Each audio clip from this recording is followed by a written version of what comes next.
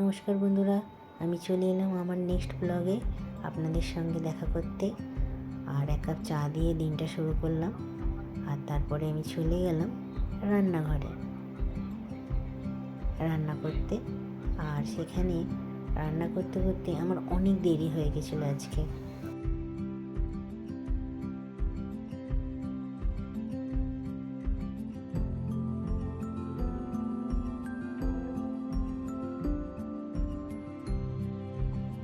তারপরে চলে এলাম আমরা ব্রেকফাস্ট টেবিলে। ব্রেকফাস্ট করে নিলাম আমি আর আমার শাশুড়ি মা। তারপর আমি চান করে এসে নারকেল পোড়াতে বসলাম। আজকে আমি নারকেলের নাড়ু বানাবো, চিনির নাড়ু। তাই নারকেলগুলো সব কুড়িয়ে নিলাম।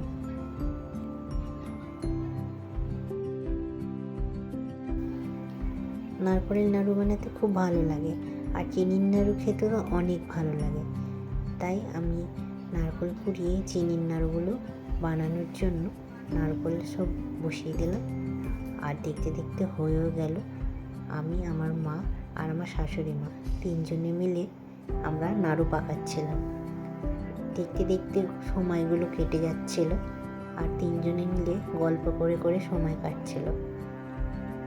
আমার মা কালী পুজোর জন্য আমাদের বাড়িতে ঘুরতে এসেছে, তাই আমি মাকে নাড়ু বানিয়ে খাওয়াচ্ছি।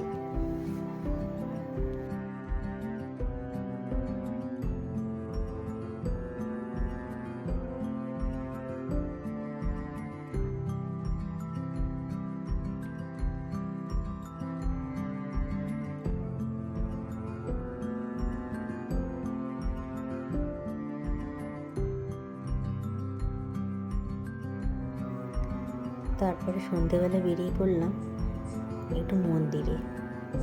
সেখানে কৃষ্ণ মন্দিরে অন্নকূট হবে কালকে।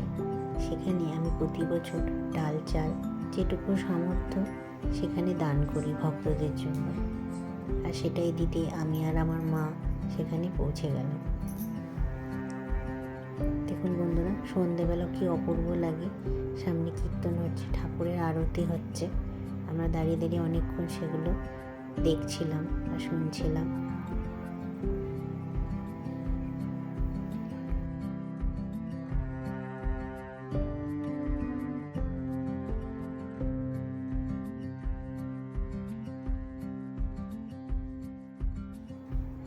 আর মন্দির থেকে বেরিয়ে আমরা চলে গেলাম একটু ফুচকা খেতে। সন্ধেবেলা বাইরে বেরিয়েছে, একটু ফুচকা না খেলে হয়। একটু ফুচকা খেয়ে কিছু কেনাকাটা ছিল, তা আমরা স্টেশনে চলে গেছিলাম। আর ভাবলাম দুটো ঠাকুর হয়েছে, সেগুলো মাকে ঘুরিয়ে দেখিয়ে নিয়ে আসবো।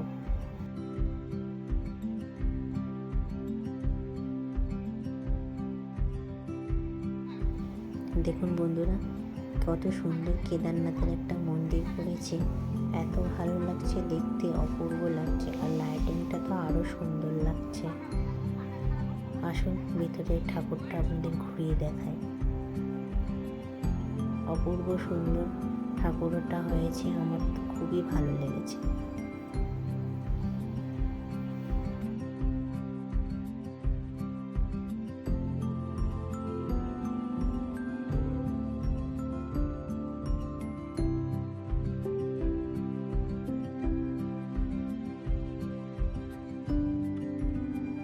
চলে গেলাম আরও একটা প্যান্ডেলে। সেই প্যান্ডেলটা অপূর্ব সুন্দর হয়েছে, আর ঠাকুরটাও ভালো হয়েছে দেখতে।